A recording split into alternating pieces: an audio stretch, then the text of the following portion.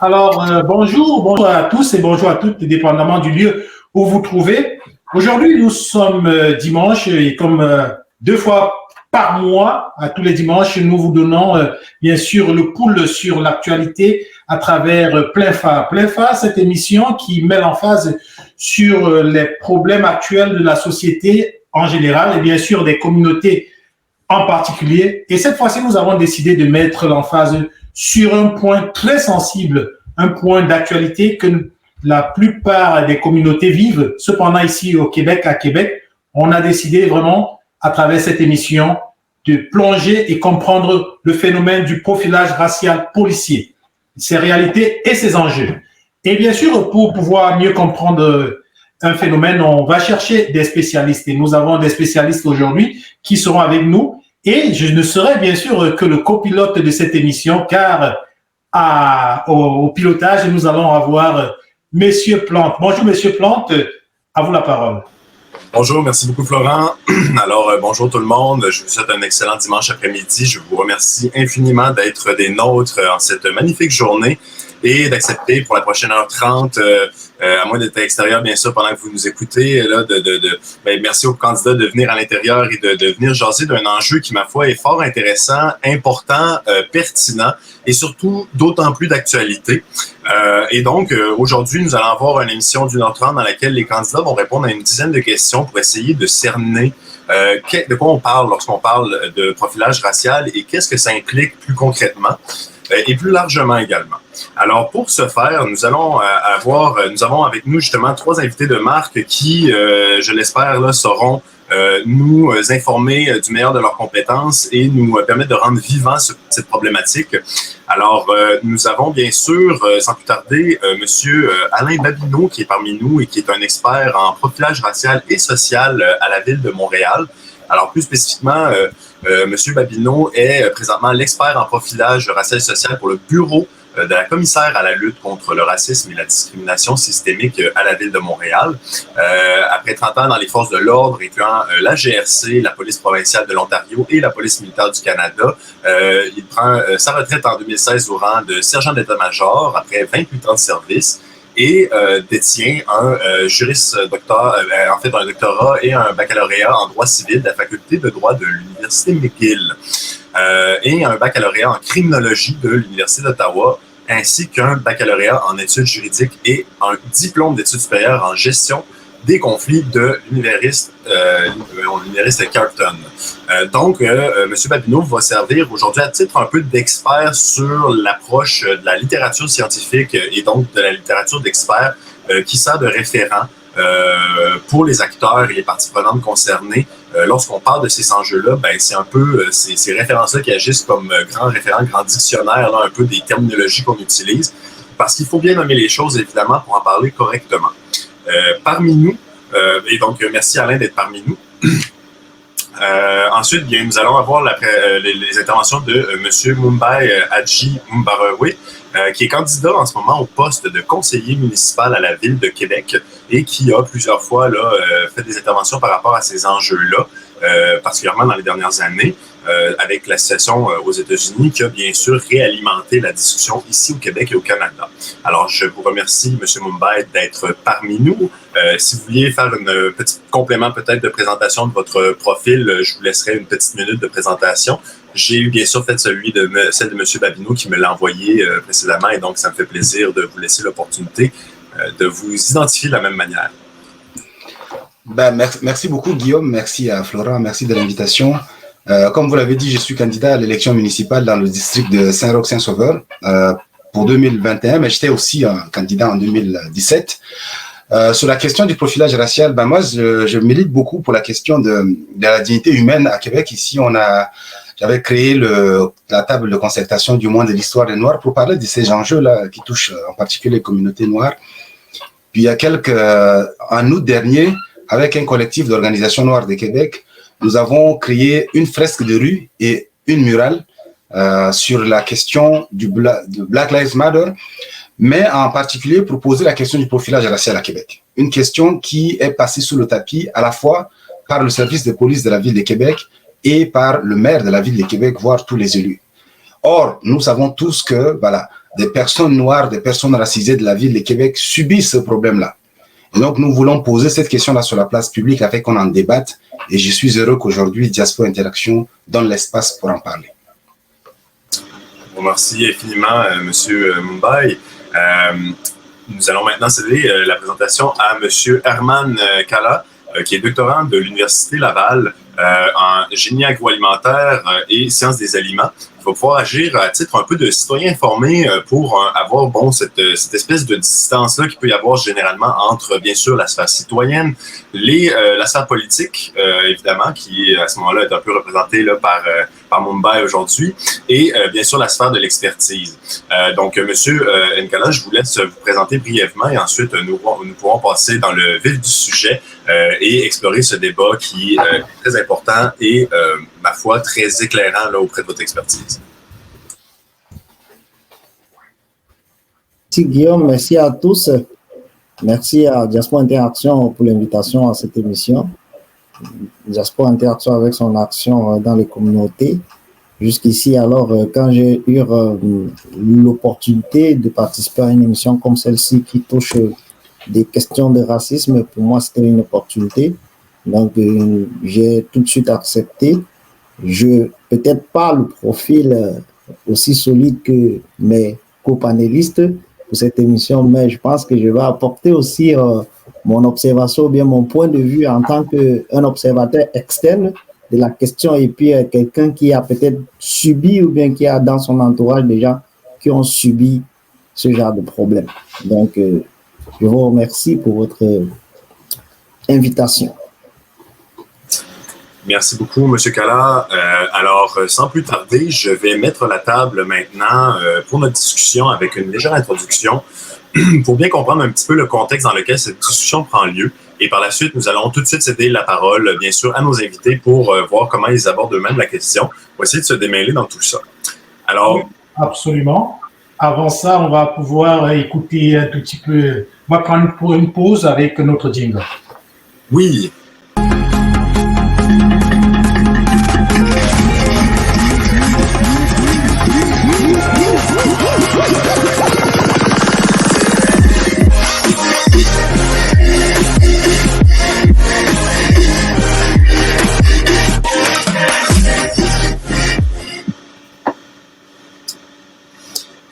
Merci pour cette introduction et cette présentation, Florent.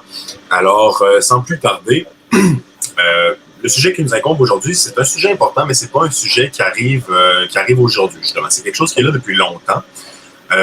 La société québécoise, on le sait, est une société qui se veut, du moins, le plus ouverte et inclusive possible.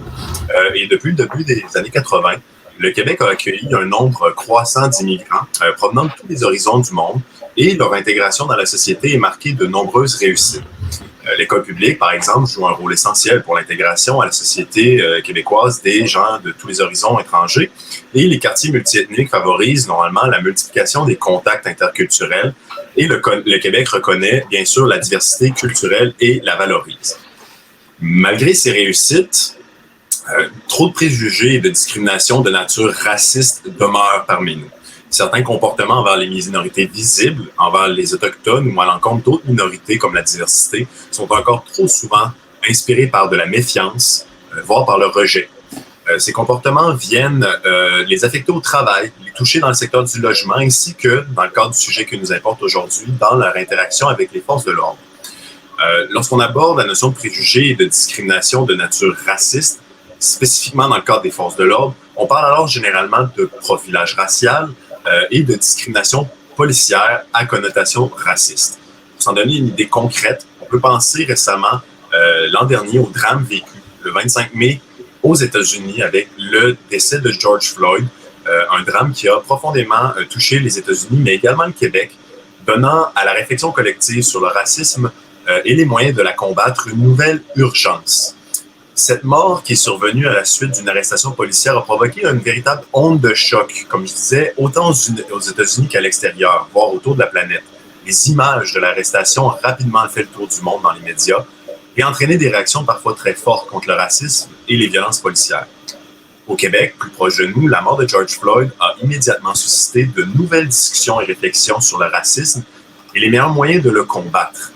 Pour adresser un peu la nature de ces discussions et les moyens de la combattre, c'est pour cette raison que nous avons décidé d'avoir nos panélistes invités aujourd'hui et de poser des questions qui, à notre avis, vont nous guider dans l'ABC de cette problématique et, si possible, nous outiller au fur et à mesure de l'émission sur nos manières de le réfléchir et d'agir socialement et collectivement.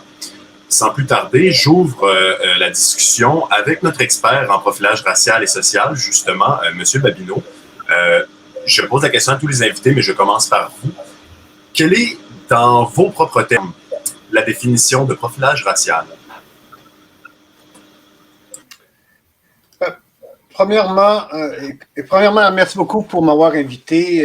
J'apprécie beaucoup l'opportunité de venir discuter du sujet ici aujourd'hui, mais j'utilise pas mes propres termes pour définir le profilage racial. J'aime mieux utiliser la définition qui est reconnue. La Cour suprême a affirmé dans l'arrêt Bombardier. Alors, on parle de profilage racial lorsqu'une personne en position d'autorité, okay, ça c'est très important, ça peut être des policiers, ça peut être des gardiens de sécurité, ça peut être, au pire aller, ça peut être un directeur d'école, prend des mesures de sécurité ou de protection du public qui, basé sur justement l'apparence d'un individu, que ce soit une apparence raciale ou présumée, soit sa couleur de peau, soit son définition religieuse, sans avoir de motif réel pour justement prendre ces mesures-là. Ça, c'est la première définition du profilage racial. Et en prenant ces mesures-là, ça a un examen ou un effet disproportionné sur ces individus-là. La deuxième partie, c'est plus... Je vais donner un exemple de la première partie qui est vraiment une interception d'un véhicule. La personne conduit un véhicule de luxe et puis, dans la tête du policier, la personne est noire et dans la tête du policier, elle doit interpeller le véhicule parce que peut-être cette personne-là est impliquée dans la criminalité. Alors, ça serait un exemple de profilage racial sous la première définition, la première partie de la définition. La deuxième partie inclut toute action, encore une fois, ce soit une personne en position d'autorité, qui applique une mesure de façon disproportionnée, basée, encore une fois, sur l'apparence d'un individu, sa race, sa couleur, son origine ethnique, sa croyance religieuse, et on parle d'une mesure disproportionnée. Par exemple, si dans un magasin de la ville, par exemple, on aurait une politique de mettre surveillance sur toutes les personnes racisées ou noires ou personnes musulmanes qui entrent dans le magasin. Alors, ce n'est pas une interpellation, une interception ou une arrestation qui se produit, mais on a une politique à l'intérieur du magasin que chaque client qui rentre, qui est d'origine X ou de croyance religieuse X, on applique une mesure de façon disproportionnée. Alors, ça rentre dans la deuxième partie. Puis ça, c'est la définition qui a été reconnue par la Cour suprême. Alors, c'est pour ça que j'essaie de ne pas moi-même apporter une définition qui porterait les gens à confusion. Parfait, je vous remercie beaucoup de votre réponse, M. Babineau. Donc, effectivement, on essaie de se mettre d'accord à ce moment-là. Oui, toute personne se réapproprie sa définition, mais il faut partir de quelque chose de commun, généralement basé sur le droit, effectivement, à ce moment-là, pour définir un tel sujet. Alors, je vous remercie à ce moment-là de reprendre cette définition-là. Je cède à ce moment-ci la parole à M. Mumbarawai. Justement, est-ce que... comment vous, en fait, vous allez définir là, le profilage racial? Comment vous le mettez dans vos mots? Guillaume, tu peux m'appeler Mbaye, hein, c'est plus simple. Donc, tu butes souvent sur mon prénom, là. Ouais. C'est mon nom de famille. Tu m'appelles Mbaye, c'est plus simple. De toutes les façons, on se connaît. Fait qu'on peut se tutoyer. Parfait. Alors, moi, je me range aussi à l'avis d'Alain. Alain, que je salue d'ailleurs, parce que je discute beaucoup avec Alain, je le remercie. Alain m'informe beaucoup sur la question du profilage racial. Vous aurez la chance de voir son immense expertise sur la question. C'est pas pour rien que la ville de Montréal l'a sollicité à cet effet. Donc, je discute beaucoup avec Alain, qui est à la fois juriste et ancien policier. Donc, je me range à sa définition pour reprendre ce qu'Alain a dit, un peu selon mes mots, en particulier en ce qui concerne la pratique du profilage racial policier. C'est simplement la pratique par la police d'utiliser la race, la couleur, l'ethnie ou l'origine nationale d'une personne pour déterminer s'il faut l'arrêter, la fouiller ou l'enquêter. Parce que, présumément, cette personne aurait un profil où on le soupçonnerait d'activité criminelle présumée. Je me rappelle de M. Diaguer, qui est le chef de police de Longueuil, je crois, si je me trompe bien, Alain. Il disait que lui, quand il était policier, Diaguer, qui est africain, hein, il est libanais d'origine, il est libanais, mais ivoirien de naissance. Il disait que quand il était à la police, quand il était policier ou jeune policier, le prototype type du criminel, c'était le jeune noir, en baggy, dans une belle voiture, qui écoute la musique rap. Fait que ça, c'est un exemple clair de... Et lui, il profilait les jeunes noirs qu'il voyait quand il était agent. C'est-à-dire, pour lui, on lui a appris que voilà, le prototype du criminel présumé, c'est le jeune noir. Donc, dans la rue, quand il voit un jeune noir ou un jeune arabe, etc., racisé, un jeune racisé du moins, qui est habillé d'une certaine manière, on l'intercepte parce qu'on soupçonne que ce jeune serait criminel. Donc, vous voyez là où on reviendra là-dessus, mais je pense que c'est important aussi de voir d'où vient cette pratique de profilage racial. Donc, c'est un peu, dans mes mots, là, je retraduis un peu ce que le frère Alain a dit, mais je suis d'accord avec Alain qu'il faut se ranger derrière une définition qui fait consensus, ou du moins qui fait autorité, et en l'occurrence celle de la Cour suprême. Je te remercie Mumbai pour ces compléments. Je cède ensuite la parole à Herman, justement, pour savoir de votre côté comment vous définissez justement les termes profilage racial. Mais pour moi, le profilage racial, je ne sortirai pas du cadre que les deux précédents panélistes ont abordé ici.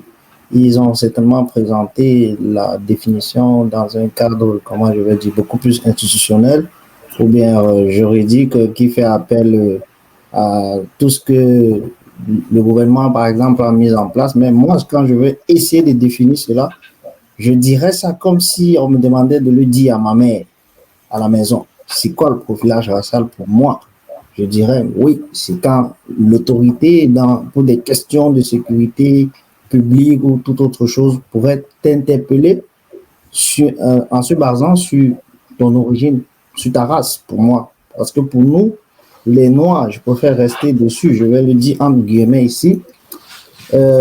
Ici au Québec, généralement pour eux, ils ne connaissent pas les ethnies. Moi, je ne veux pas aller plus loin parce que généralement pour eux, nous, on est africains. C'est ça pour eux. Nous, on est africains.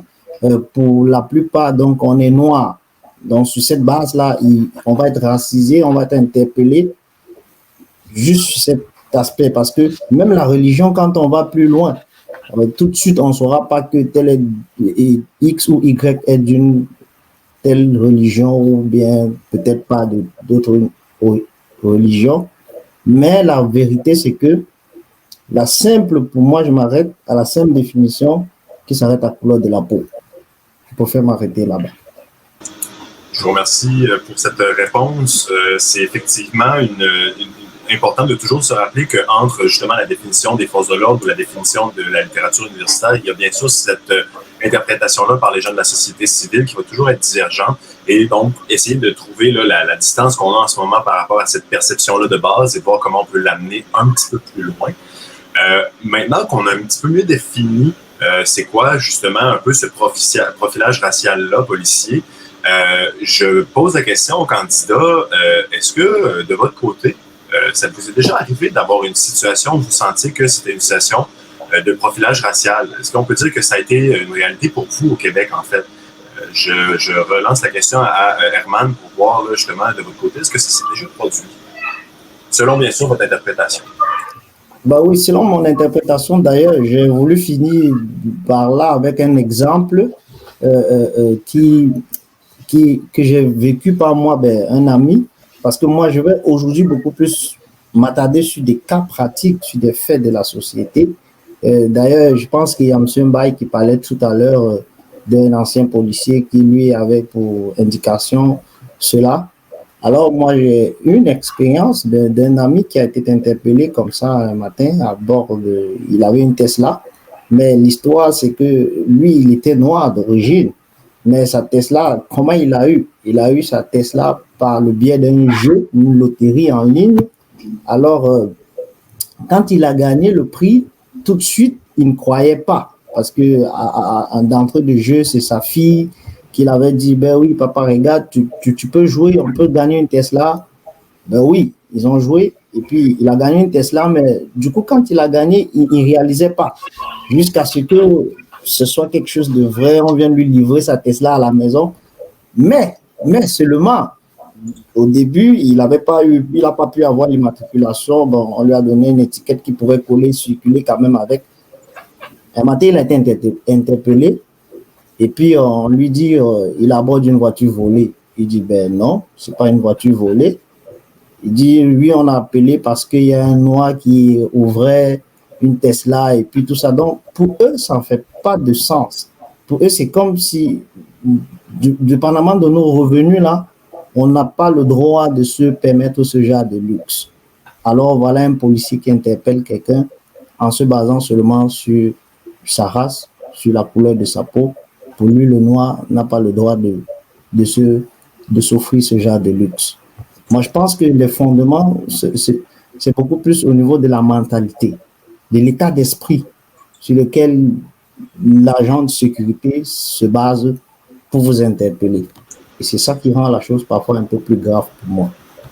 Ça, c'est un point de vue très intéressant parce que ça nous démontre des cas concrets où on peut se poser la question, justement, qu'est-ce qui est dans la tête d'un policier lorsqu'il fait son intervention policière? Qu'est-ce qu'on lui a appris à surveiller et autres? Et est-ce qu'il y aurait autre chose à ce moment-là que la couleur de peau qui pourrait justifier cette interpellation-là?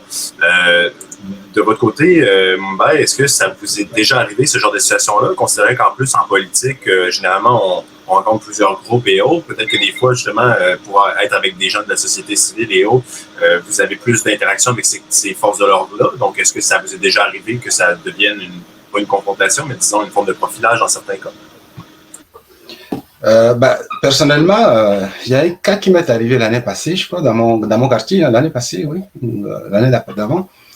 C'est le classique, là, le téléphone au volant. Ça, c'est un classique là, que pas mal de personnes racisées ou de noirs connaissent. Hein.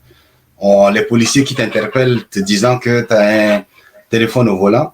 C'est arrivé avec le cas très médiatisé, celui de M. Maître Kouadio, là, qui s'est revenu, je pense, en janvier. J'ai fait une émission là-dessus à radio, de toutes les façons. Moi, c'était la police, une patrouille de police m'a suivi pendant 800 mètres. Puis ils sont mis à 500 mètres, ils sont mis à allumer le gyrophare. Moi, j'étais à 40 km là, dans mon quartier. Je roulais tranquillement. Moi, je me suis tassé à droite pour les laisser passer. Et ils continuent à me suivre sur 500 mètres. Fait que moi, j'ai viré sur la rue Saint-Joseph, la rue du Pont, dans Saint-Roch. Ils ont viré aussi. Fait que moi, je me suis tassé. Ils viennent me dire, mais monsieur, vous avez un téléphone au volant. J'ai dit, mais il faut être idiot quand on est noir pour téléphoner quand on a une voiture de police derrière soi, quoi. Là, monsieur a dit, non, j'ai dit, mon téléphone est dans ma poche. Il m'a contrôlé, il m'a pris mes papiers, il est allé fouiller, il est revenu me donner, il dit, monsieur, faites attention. J'ai dit, mais j'ai pas à faire attention. J'appelais pas, là.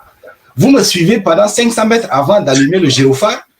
Et même quand le gyrophare est arrivé, moi, je voulais vous laisser passer, vous tasser derrière moi comme si j'avais un crime, mais j'étais à 40 km. Moi, je pensais que vous m'arrêtiez pour autre chose, mais pas pour le téléphone au volant. Fait que oui, ça, c'est un cas qui arrive. Et ça, c'est très frustrant quand ça vous arrive. C'est comme si vous êtes illégitime dans l'espace public. Pour n'importe quoi ou pour un faux prétexte, on vous accule dans le fond. C'est ça, le sentiment que ça m'a laissé, c'est que je ne suis pas légitime sur l'espace public. Parce que la police peut m'interpeller à tout moment, puis il n'y a aucune conséquence. Le pire, c'est ça. C'est-à-dire qu'un policier de mauvaise foi va t'interpeller il te met mal à l'aise. Et puis en plus, c'était à 11 heures, devant tout le monde là. Les gens passaient, la police qui vient t'arrêter, imaginez là, les gens vont se dire, ah, le noir s'il a fait quelque chose encore. Surtout quand on connaît les préjugés qui circulent dans la société là. Voilà un noir avec 2 policiers qui l'interpellent. Les gens, celui qui passe là, il n'a pas le temps de s'arrêter pour voir la suite. Mais peut-être qu'il s'en va avec une idée, ah, le noir et la police. Fait que ça, c'est quand même frustrant, je veux dire. Ça, c'est quelque chose qui m'est arrivé, mais je veux dire, ce genre de questions, c'est pas parce que j'en parle que c'est vrai. Non, même si je ne le vivais pas, c'est des choses qu'on entend là. Il y a beaucoup de gens ici à Québec qui ont vécu ça. Et donc, souvent, ce genre de questions, c'est dire, bon, les gens vont dire, on vous pose la question, est-ce que vous avez vécu ça? Si vous dites que vous n'avez pas vécu, j'ai entendu, les gens donnent moins de crédit à ça. Non, je pense que c'est un phénomène social. Qu'on l'ait vécu ou pas, c'est une réalité qui existe. Il y a des preuves qui sont là. On en parlera tantôt là. Fait que, moi, ce que j'aime toujours dire, interpeller les autorités pour qu'on adresse cette question-là. Merci beaucoup, Mumbai, pour cette manière-là de l'expliquer, en fait, parce qu'effectivement, bon, comme dit souvent l'adage, c'est pas parce qu'on a mangé aujourd'hui qu'il n'y a plus de faim dans le monde, et donc, justement, c'est important de se rendre compte que ça nous arrive ou pas, ça nous concerne, et je trouve que c'est d'autant plus légitime parce que c'est généralement comme ça que les populations dites majoritaires blanches au Québec vont se sentir, eux ne l'expérimentent pas, et donc se déresponsabilisent extrêmement rapidement de la question. Donc, c'est une chose très pertinente. Je passe la parole à ce moment-là à M. Babineau, surtout par rapport à la définition que vous donnez vous-même, justement, du profilage racial que vous reprenez, en fait. Considérez-vous que vous avez déjà vécu ou du moins été témoin directement de profilage racial par la police au Québec? Au Québec? Écoute, moi, j'ai vécu le profilage racial personnellement en Ontario parce que j'ai passé la majorité de ma vie, ma carrière comme policier en Ontario. Alors, je l'ai vécu comme policier, mais par les services de police et aussi par les douanes. OK? Un exemple rapide revenant d'une conférence policière aux États-Unis. Lorsque je suis pointé aux douanes et j'ai expliqué d'où je venais, j'ai même montré mon identification de policier, on m'a envoyé à l'immigration. Comme étant dans la tête de l'agent de l'immigration qu'un noir, Babineau, il y a quelque chose qui n'était pas correct là. Alors, on m'a envoyé à l'immigration et puis on m'a vérifié. Lorsque je suis arrivé à l'immigration, la personne a dit ben, qu'est-ce que vous venez faire ici? Ben, j'ai dit c'est ton collègue qui m'a envoyé parce que probablement qu'il pensait qu'il était une carte frauduleuse ou quoi que ce soit. La personne s'est excusée et puis m'a renvoyé. Alors, ça, c'est une autre forme de profilage racial que automatiquement un policier ne devrait. Avec un nom Babineau noir, ça ne marche pas. Moi, j'ai un collègue en uniforme de police qui s'est fait interpeller par un autre service de police alors qu'il se trouvait dans un auto de police lui-même. Vous voyez? Parce que, possiblement, qu'il y avait quelque chose peut-être qui n'était pas nécessairement réel. Alors ça, c'est un autre exemple. J'ai 2 garçons. Un de mes garçons, 2 fois, s'était fait interpeller la première fois alors qu'il avait 12 ans. Alors, il s'est fait mettre les menottes alors qu'il était en route à un match de basketball ou une pratique de basketball, c'est-à-dire, parce qu'il y avait sur sa tête, vous savez, les do-rags qu'on appelle, qui étaient de couleur bleue, possiblement reliés à des gangs, vous voyez, il avait 12 ans. Et ensuite de ça, lorsqu'il y a d'une autre ville, là, je nomme pas les villes parce que je ne veux pas vraiment... Je veux faire l'emphase que ça ne se produit pas juste à Québec ou au Québec. Alors, lorsqu'il sortait d'un cinéma, vous voyez, en sortant immédiatement, il s'est fait grabber par la police parce qu'il cherchait quelqu'un qui avait la même description que lui-même et puis il s'est fait mettre en arrière dans le banquette arrière du véhicule de police, etc. Alors, c'est 2 fois. Et puis, dernièrement, mon plus jeune garçon, alors qu'il allait aux États-Unis, ben, il s'est fait profiler et qui a il a manqué son vol pour aller aux États-Unis parce que les douaniers ou les gardiens de sécurité, pas les douaniers, parce qu'ils sortaient du Canada, l'ont gardé, l'ont questionné, l'ont fouillé partout, etc. Alors, il a manqué son vol.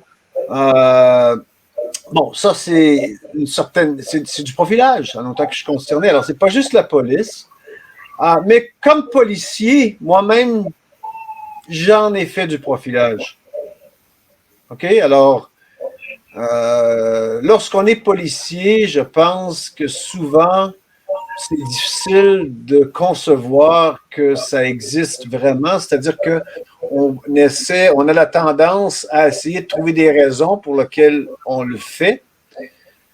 Et puis moi, personnellement, j'ai été vraiment conscientisé à l'impact du profilage racial après avoir pris ma retraite, alors que j'ai commencé à travailler avec des victimes de profilage racial et écouter leurs histoires et vraiment être sensibilisé à l'impact que cela a sur leur famille, la communauté at large. Alors, c'est un phénomène, puis je veux juste relancer notre ami, votre nom m'échappe, monsieur Herman ou Mumbai? Herman, c'est ça? Que ce n'est pas les Africains qui sont ciblés plus que les Jamaïcains, plus que les Haïtiens, plus que les Noirs canadiens de 4-5 générations. C'est le concept du stéréotype de la race noire en général, en Amérique du Nord et ailleurs, qui s'est développé à travers les colonies, à travers l'esclavage aux États-Unis. Alors, c'est des stéréotypes qui sont véhiculés dans la société depuis peut-être un siècle et même plus, qui a tendance à identifier les personnes noires, les personnes à la peau plus sombre. Je dis ça parce que dans certains contextes, c'est les Arabes, c'est les personnes arabes qui sont profilées. Dans d'autres contextes, c'est des personnes autochtones, vous voyez? Dans d'autres contextes, c'est des personnes indo-asiatiques. Alors, oui, bien, effectivement, merci. Qui vit certains... Oui. Excuse, vas-y. Oui, vas-y. On t'entend pas. Guillaume, le son. Pardon, excusez-moi. Alors voilà, excuse-moi d'avoir interrompu là, un petit peu, j'avais plus de misère avec je trouve ça intéressant justement de mentionner, là, comme on disait tout à l'heure, comme Herman le mentionnait, c'est le fait que c'est pas un phénomène qui s'applique généralement en fonction de l'ethnie que le premier référent que les gens vont avoir, qui est comme le plus bas dénominateur commun en fait du profilage, où ce que dès qu'on remarque une différence par rapport à une sorte de perception de la norme sociale, on se met à avoir une méfiance qu'on n'a pas envers ce qu'on appellerait la majorité. Et là, vous avez mentionné justement, c'est quoi les raisons derrière ça? Et on va y revenir pas tout de suite. Je vais poser une petite question juste avant de justement, qu'est-ce qui en est des raisons et donc des motivations. Mais pour mieux comprendre la différence entre les motivations et les raisons du profilage racial, j'aimerais poser la question justement, et je relance encore une fois M. Alain, quels sont les fondements en fait du profilage racial policier? C'est quoi les éléments structurants qui nous permettent de déterminer que là, on est en face d'un cas de profilage racial, en fait, de la part de la police?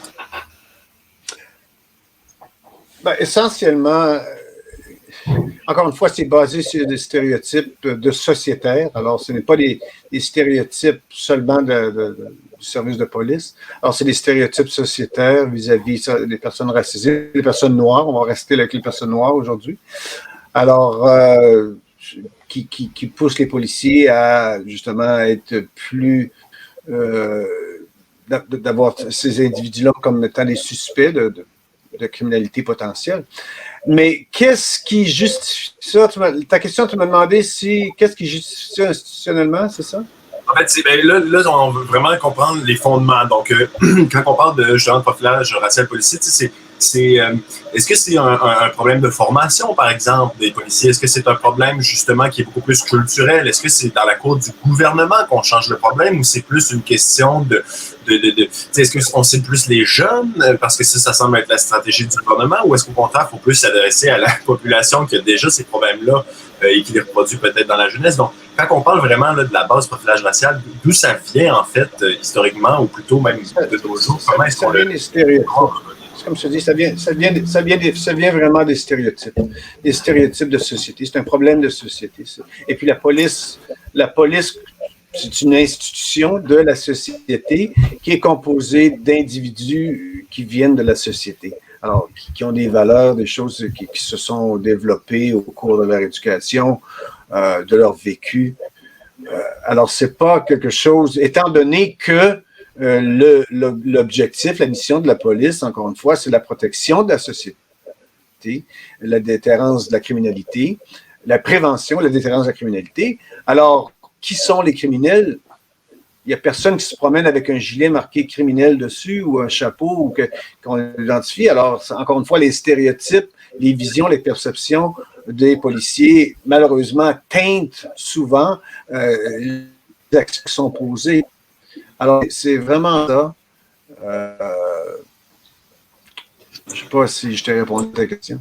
Peut-être je peux ajouter, là, si tu le permets, Guillaume. Effectivement, j'allais justement passer la parole, là, alors je vous laisse en complément, oui, mon bail. Oui, c'est ça. Bon, c'est l'aspect historique qui m'intéresse un peu. D'où viennent les stéréotypes dont parle le frère Alain? C'est ça qui m'intéresse beaucoup. Dans le fond, le système colonial comme tel, c'est un système fondamentalement violent. Hein. Frantz Fanon en a parlé largement. La violence est au cœur du système colonial. Pourquoi? Parce que nous avons historiquement une minorité de personnes blanches européennes qui sont allées en Afrique ou qui sont venues en Amérique pour occuper ces terres-là. Ils ont massacré les autochtones, ils ont fait venir les Noirs. Donc, vous avez une minorité qui doit gouverner une majorité. Et qu'est-ce qu'ils font? Par la violence. Donc, la violence, cette violence structurelle là, est au cœur de toutes les colonies, c'est-à-dire des Amériques du Nord au Sud, parlant de cas des Amériques qui nous intéressent. Donc, cette violence-là structurelle s'est perpétuée dans le temps, et c'est-à-dire, ça se transmet comment? Le blanc a tout le temps peur de l'autochtone ou du noir, parce que le noir et les autochtones étaient majoritaires. Donc, les colons blancs qui étaient ici, esclavagistes, ou etc., dans les plantations et après l'abolition des esclavagistes ou dans le système de ségrégation, le blanc a tout le temps peur du noir. Le blanc a tout le temps peur de l'autochtone. Parce qu'il est minoritaire, il a peur que le noir se venge de lui, se libère du système carcéral, du système concentrationnaire. Donc, cette peur, ce que j'appelle la peur blanche, est structurelle et à l'origine de beaucoup de phénomènes qui se passent aujourd'hui, y compris le profilage racial. Donc, on a transmis cette peur du noir ou cette peur de l'autochtone de génération en génération à travers des institutions. On a enseigné la peur de nous, n'oublions pas ça. Les institutions publiques dans les systèmes coloniaux qui sont les nôtres ont enseigné la peur de l'autre. N'est-ce pas? Le noir est toujours celui qui va violer la femme blanche, par exemple. Le noir est celui qui va toujours attaquer l'enfant blanc. Le noir. Donc, cette culture du peur est au cœur de la domination blanche. Ça, c'est première chose. Deuxième chose, la police comme telle. Donc, dans ce système colonial violent, on a assigné un rôle à la police. C'est le rôle de surveiller les minorités racisées. On a assigné un rôle aux milices à l'époque. C'est de surveiller les minorités racisées. Et donc, les universitaires ont montré, par exemple, que dans les Amériques, historiquement, dans les villes sont constituées, on parque les minorités dans certaines zones qui sont pas fameuses. Et l'une des tâches de la police, c'est de surveiller cette populace-là. Donc, on a assigné ce rôle c'est ce qui se passe aujourd'hui. On a assigné ce rôle de répression à la police dès le départ. Et ça continue jusqu'aujourd'hui. Et donc, tout le défi, c'est aujourd'hui de changer la mission de la police, qui devrait être une mission de prévention, de protection, plutôt que de répression des minorités. Merci, Mumbai. Je crois remarquer qu'il y avait une intervention de la part d'un collègue autour de la table. Si vous voulez faire une petite mention, vous pouvez. D'accord. Alors, je vous remercie pour cette définition-là, Mumbai. C'est vraiment une bonne manière de se poser la question, justement, de de où est-ce que ça part. Donc, ces stéréotypes-là dont on vient de parler, ils partent de quelque chose, ils partent d'une situation historique et qui se reproduit encore aujourd'hui. À ce moment-là, ce qui semble reproduire cette problématique-là, c'est qu'il y a des motivations derrière le profilage racial. système qui fonctionne pour quelqu'un quelque part, ça sert à quelque chose s'il est utilisé, que ce soit un système de répression, un système de contrôle, comme on en parlait, ou simplement d'essayer de se sortir de ce système-là en étant, malgré tout, des fois un acteur de ce système-là. Donc, je pose la question à M. Herman. Selon vous, qu'est-ce qui continue de motiver le réflexe au profilage racial? Qu'est-ce qui est défendu en faisant ça, même si ce n'est pas quelque chose qui est éminemment fonctionnel, en fait? Mais dit que c'est pas fonctionnel, je serais pas très d'accord. Mais qu'est-ce qui motive ça? Alors, si on va dans l'historique, comme M. Mbaye disait tout à l'heure, moi, je pourrais revoir ça sous un autre aspect, parce qu'il parlait de la peur sur ces minorités, mais moi, je préfère garder pour moi l'esprit de domination. Parce que quand on va aussi en arrière, là, avec l'histoire de l'esclavage, on a d'un côté les Blancs qui ont esclavagisé les Noirs, et puis c'est resté, parce que on garde dans l'esprit qu'il y a des ordres qui doivent être donnés et il y a en face d'autres qui doivent les exécuter. Alors, si on reste dans ce carnaval-là ou bien dans ce schéma, on voit que d'un côté, il y a des Blancs qui veulent, eux, toujours dominer. Alors, à chaque fois qu'ils viennent, qu'ils doivent intervenir, il faut qu'ils sentent, ils doivent trouver toujours un moyen de rabaisser l'autre. Qui est qui? Nous, les Noirs, si je veux dire comme ça. Alors, voilà déjà une motivation. Mais si on en parle toujours jusqu'à aujourd'hui, ça veut dire que le problème, il est là, il est réel, il est existant. Maintenant, compte tenu de l'état d'esprit du policier qui aurait reçu une bonne ou bien une mauvaise formation, je vais pas le dire comme ça de façon crude, mais je veux dire, je reste toujours dans l'état d'esprit, je reste dans la mentalité de l'agent de police qui doit intervenir. Comment est-ce qu'il a été formé? Comment est-ce qu'il voit nous autres? Et comment est-ce qu'il fait son intervention sur cet aspect? Donc, moi, c'est ce que je pourrais dire dans ce sens-là.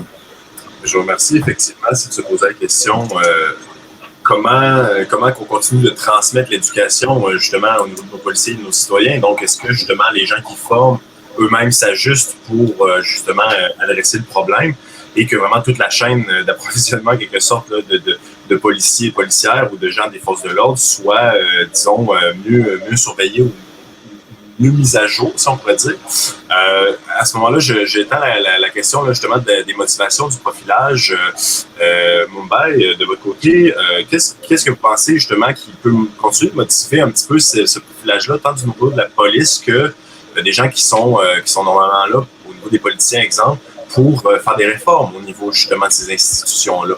Donc, quelles sont selon vous les motivations qui continuent de se répercuter encore aujourd'hui pour légitimer en quelque sorte ce profilage-là de la part de ceux qui le font? Ben, j'aimerais préciser quand même, on parle beaucoup des policiers, mais je ne voudrais pas mettre l'accent sur les individus comme tels. Moi, je pense qu'il faut regarder l'institution toujours. Personnellement, même ici à Québec, je connais des policiers et policières qui sont très sympas, qui sont ouverts d'esprit. Moi, je connais cette policière-là qui m'a beaucoup frappé. Elle a, vous vous souvenez, peut-être il y a 2 ou 3 ans, il y avait une femme réfugiée centrafricaine qui s'était perdue dans un transport commun. Elle était descendue quelque part, elle a dormi dans un balcon là, en plein hiver, sur un balcon en plein hiver. Puis on l'a retrouvée. Il y avait une policière qui prenait son temps personnel pour venir l'aider à la maison, etc. Puis il y a des cas de policiers comme ça. En fait, je ne veux pas mettre l'accent sur les individus. Moi, je pense que c'est important quand on discute de profilage racial de mettre l'accent sur les institutions. N'est-ce pas? Qu'est-ce qui motive ou qu'est-ce qui perpétue cette pratique-là?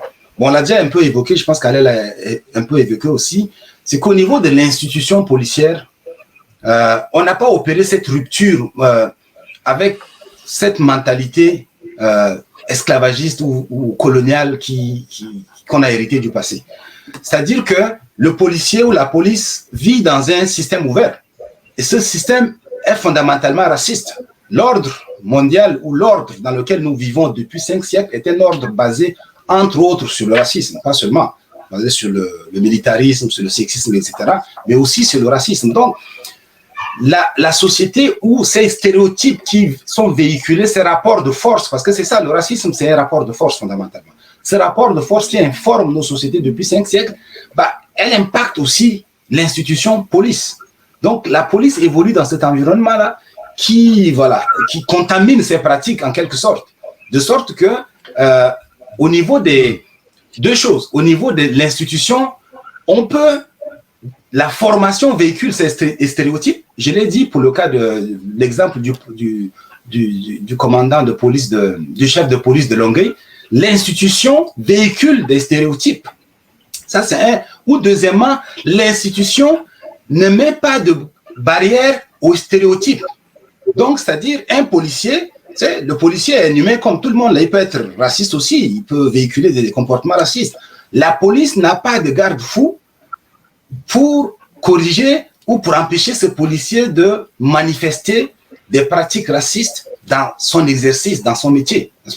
Donc, je pense qu'il y a ces deux cas de figure. Soit l'institution policière elle-même, mais pas seulement elle, d'autres institutions aussi, l'institution policière elle-même activement contribue à perpétuer le profilage racial ou le racisme à travers la formation, par exemple, ou alors par omission, elle ne pénalise pas les agents policiers qui commettent des pratiques de profilage racial. Donc, moi, je pense que c'est important à ce niveau. L'institution, par action ou par omission, favorise la perpétuation des pratiques. Donc, mettons l'accent sur l'institution policière, pas sur les individus comme tels. N'est-ce pas comme dit Alain m'a dit une fois, mais si on veut enlever le racisme de la tête des gens, il faut parcourir 8 milliards d'individus, là, il faut courir derrière chacun. On n'a ni le temps ni l'énergie pour le faire, n'est-ce pas? Alors ça, c'est une très bonne manière de dire peut-être mieux viser la courroie de diffusion des idées plutôt que d'essayer d'approcher chaque personne individuellement, surtout que ça risque d'être long et fastidieux, effectivement. J'aime quand même beaucoup cette distinction-là que vous faites là, justement entre l'institutionnel et l'individuel, parce que c'est quand même à ça qu'on réfère lorsqu'on parle de racisme systémique, ou du moins dans ce cas-ci, qui n'est pas reconnu par la police officiellement, puisque le terme n'est pas encore accepté, disons, mais quand on parle plutôt de discrimination systémique dans la police. Et donc, à ce moment-là, moi, je me pose la question et je demanderais une réponse de la part de M. Alain, justement. Est-ce qu'on est en train d'assister à une augmentation du profilage racial? Est-ce qu'il y a une réduction, en fait, du profilage racial, mais on en parle peut-être plus? Ou est-ce qu'au contraire, le profilage racial change de nature et de forme et donc serait tout autant présent? Qu'est-ce que vous en pensez? C'est une grande question à multiples facettes. Premièrement, il y a une couple de choses que Mbaye a parlé que je suis plus ou moins d'accord avec lui. Il existe quand même des sanctions pour les manquements des policiers. Alors, lorsqu'un policier est trouvé coupable d'avoir fait du profilage racial, il y a des sanctions.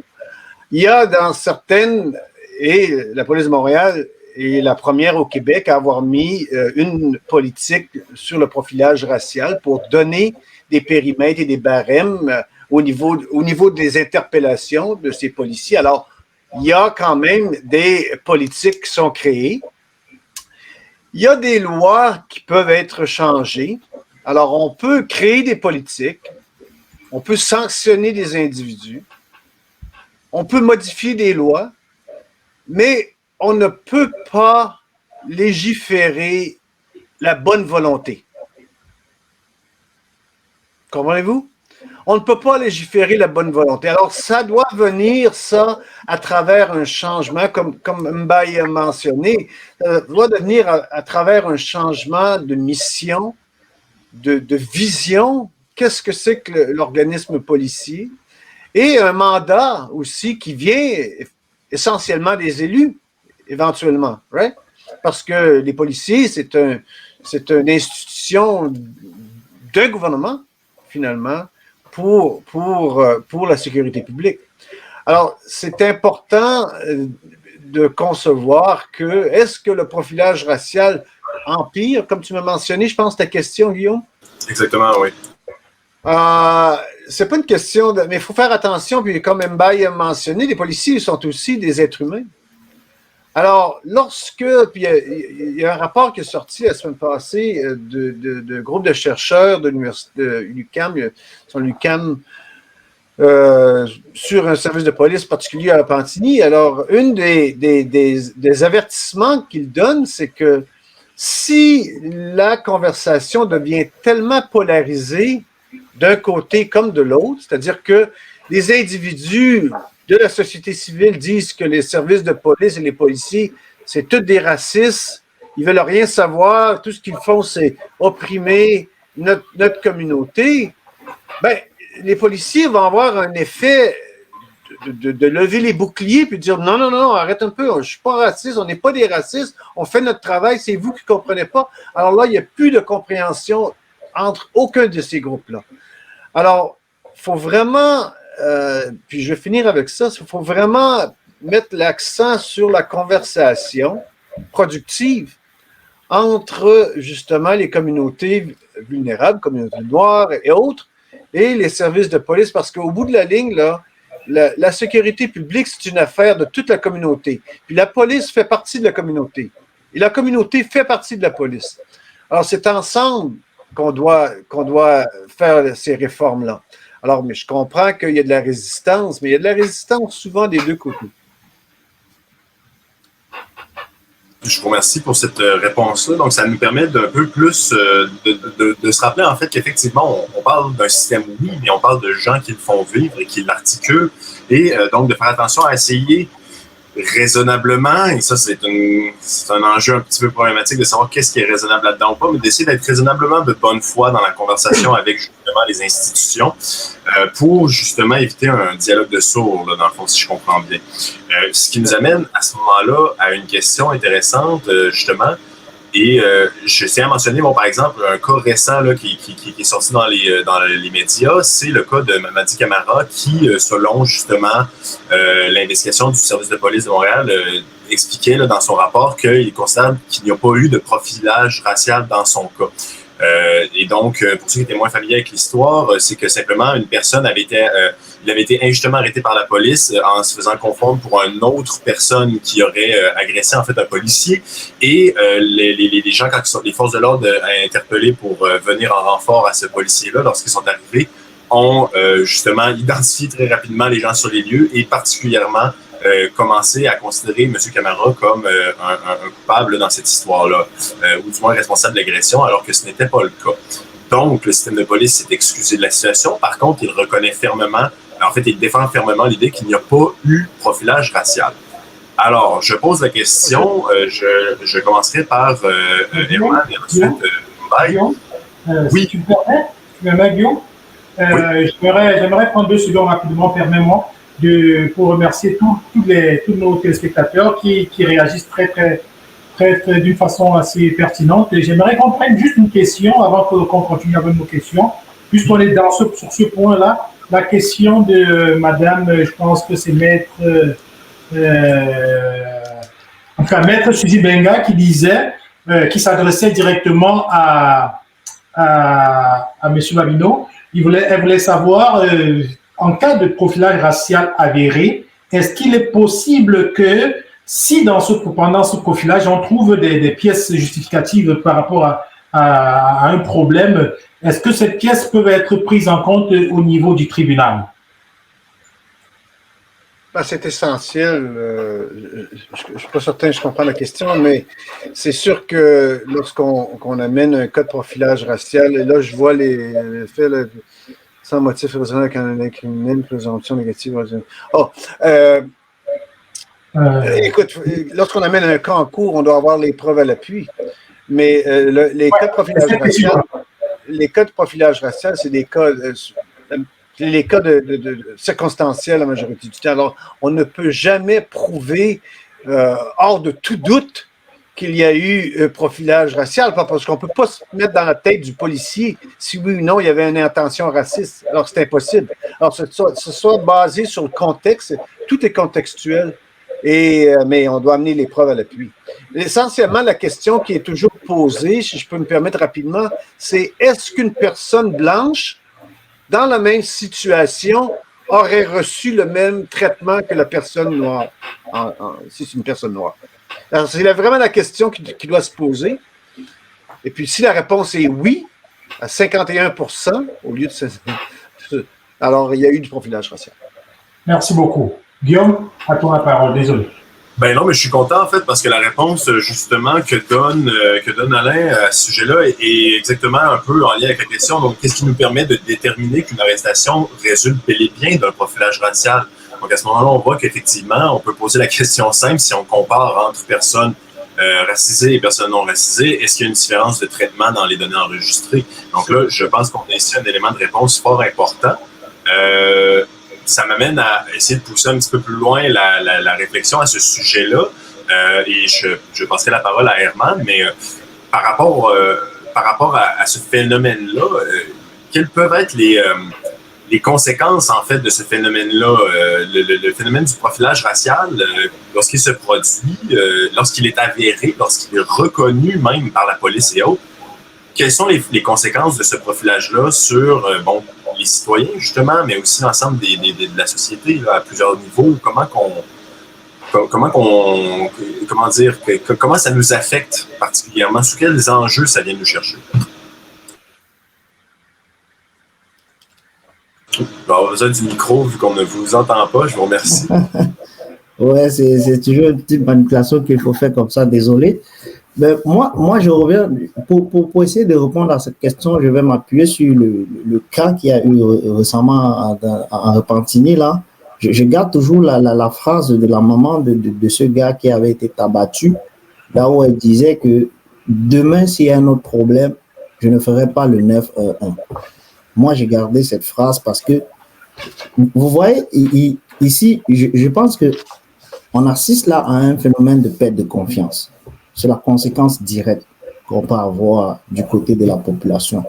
Parce qu'on devrait se sentir en sécurité quand on pense à la police ou bien quand on voit un agent de police ou bien quand on pense qu'on est face à des institutions qui sont là pour garantir nos droits ou bien nos devoirs en tant que personne vivant dans cette société.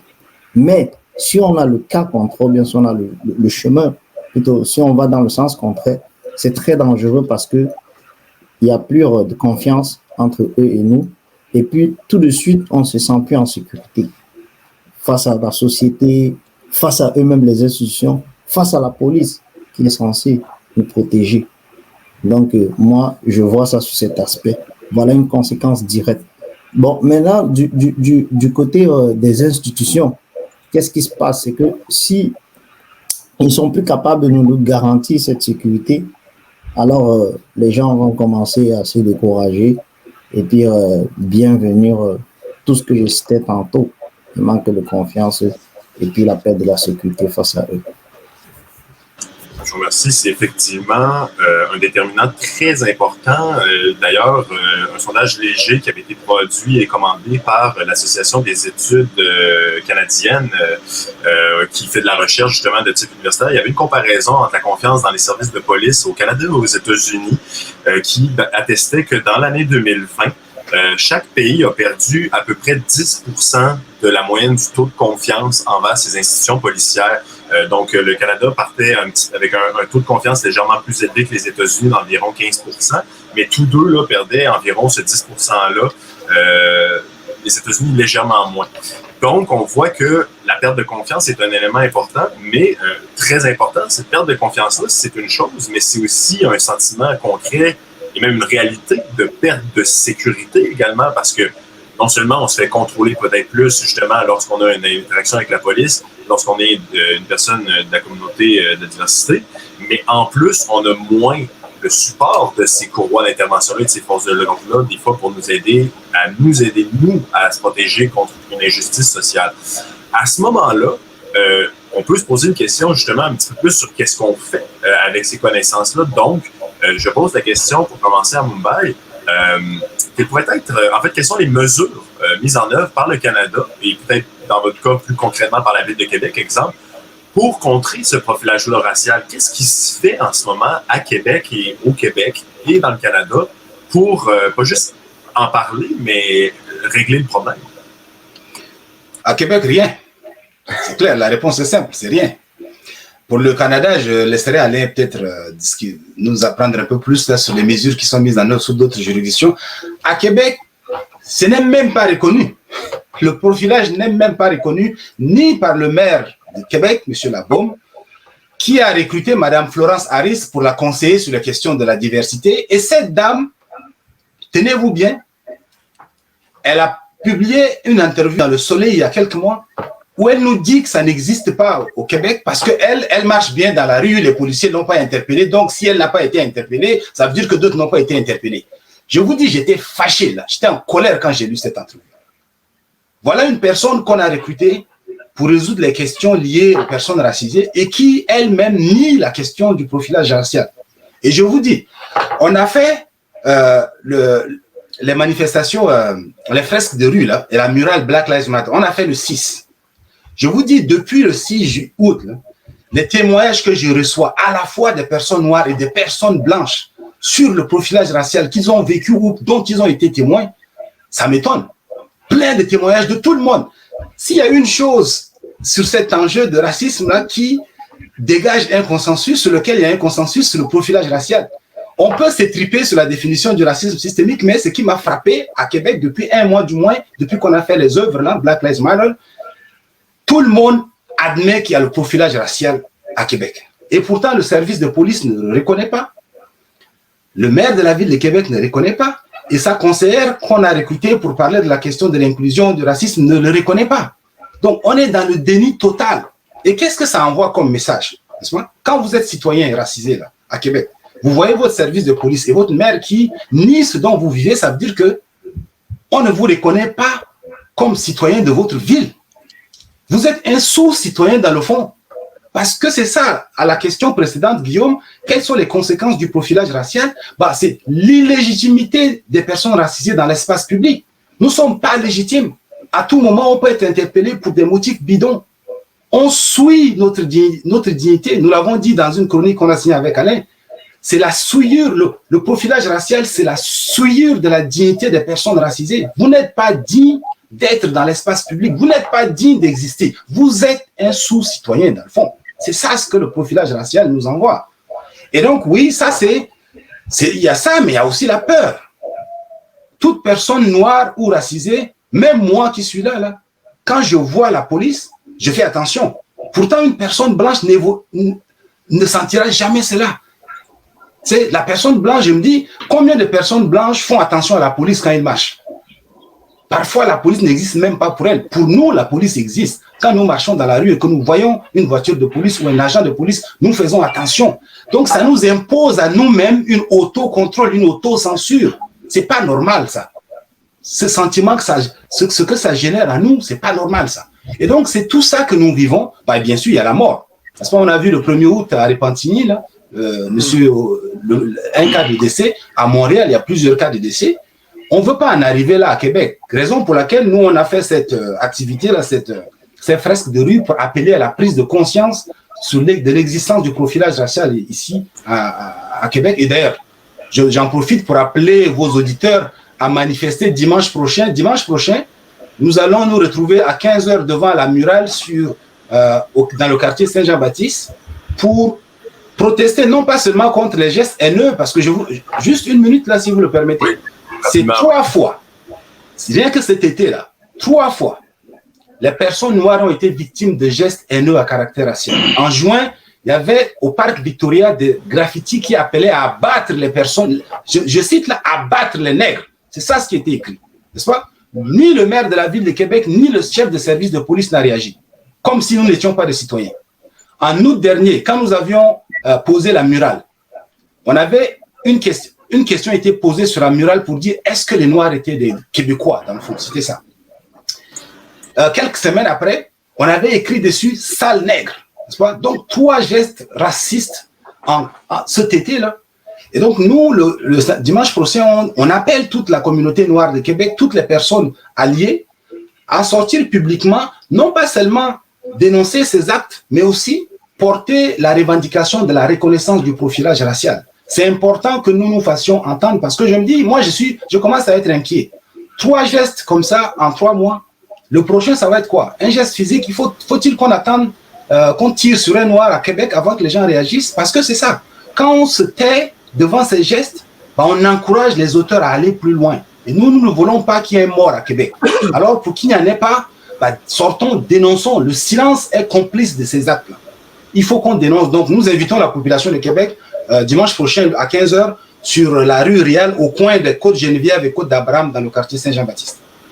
Merci beaucoup, Mumbai, pour cette invitation. C'est effectivement très pertinent et j'espère que tout le monde va le mettre à son calendrier, qu'on n'a pas manqué l'événement. Sur ce, je cède la parole à Florent pour certaines annonces et nous allons revenir évidemment à nos questions auprès des panélistes. N'ayez crainte. Je te passe la parole, Florent.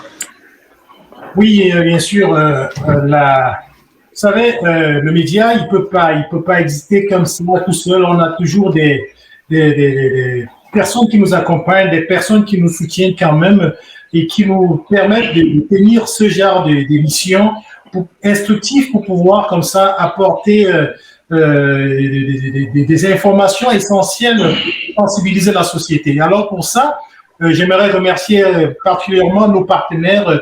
Je pense à ICADI, et puis je pense aussi à Maître Mouvanira Serge, je pense à Maître Stéphane Harvey. Je pense aussi, bien sûr, à tous ces spectateurs qui nous écoutent actuellement et à tous nos partenaires. Donc, j'aimerais aussi citer l'un de nos partenaires, NJC, qui est représenté ici tout de suite par notre cher Duvalier Moukam, qui va prendre la parole pour pouvoir nous parler rapidement pour la minute de l'entrepreneur. Car à chaque émission, nous avons une minute pour l'entrepreneur et on a toujours un entrepreneur du jour. Alors, pour NJC, Duvalier Moukam, la colonne du micro. Bonsoir à toi et bonsoir à tout le panel. J'espère que vous me recevez parfaitement, que le son est impeccable. Disons qu'aujourd'hui, il m'est donné de parler de NDC Financial Services, qui est une structure qui a vu le jour déjà depuis quelques années et qui est une entreprise qui fait dans le transfert des fonds du Canada pour le Cameroun et du Cameroun pour le Canada. C'est très facile sur les www.ndcfinancialservices.com d'ouvrir un compte et d'effectuer les transactions facilement, sans aucune complication. Et la personne qui reçoit l'argent au pays peut recevoir seulement en quelques minutes le montant que vous aurez envoyé. Et le taux du jour est vraiment incomparable. Vous ne trouverez pas un taux du jour à la valeur de NDC sur aucun autre site, aucune autre plateforme, parce qu'on est sûr de battre tous les records en ce sens-là. Les frais d'envoi sont incomparable parce que chez nous, vous ne trouverez pas la valeur des frais que vous aurez ailleurs. Vous aurez certainement chez nous des frais que vous n'aurez pas ailleurs. Et avec NDC, on est également habilité à faire le transfert de crédit. Ça veut dire, si vous voulez, par exemple, ravitailler des personnes qui sont au Cameroun, qui ont besoin d'unités de crédit dans leur téléphone, nous, on peut vous faciliter ça via la plateforme www.ndc Financial Services. On charge le crédit de vos correspondants, vos parents au Cameroun n'ont pas d'unité dans leur téléphone. On peut le faire via la plateforme. Et également, on facilite le paiement des factures à l'international. Ça, c'est un point très important. Ça veut dire que vous pouvez avoir votre entreprise qui veut payer une facture à Dubaï, en Turquie, en France, en Belgique, partout dans le monde. Vous nous contactez simplement via le www.ndc Financial Services ou bien via nos différentes plateformes des réseaux sociaux et vous entrez en contact. On discute sur les factures que vous souhaiterez payer et nous, à notre niveau, on se fait le plaisir de payer vos factures, peu importe la valeur, peu importe le lieu où la facture devra être payée. NDC fait dans ce service-là. Alors, merci beaucoup. Merci infiniment, monsieur Duvalier. Merci pour ces points. Et ici, bien sûr, à Québec, NJC est représenté par moi-même et avec beaucoup de plaisir, on est là pour vous accompagner. Voilà. Ceci étant dit, j'aimerais remercier Mirabilis, bien sûr, qui est aussi un partenaire du Diaspo, et remercier le restaurant La Calebasse. Et bien sûr, l'un des meilleurs restaurants exotiques, l'un des plus anciens restaurants ici à Québec. Si vous voulez manger simple, manger bien, manger africain à Québec, pensez La Calebasse. On va terminer avec notre jingle des partenaires et puis on pourra continuer avec notre émission. Merci.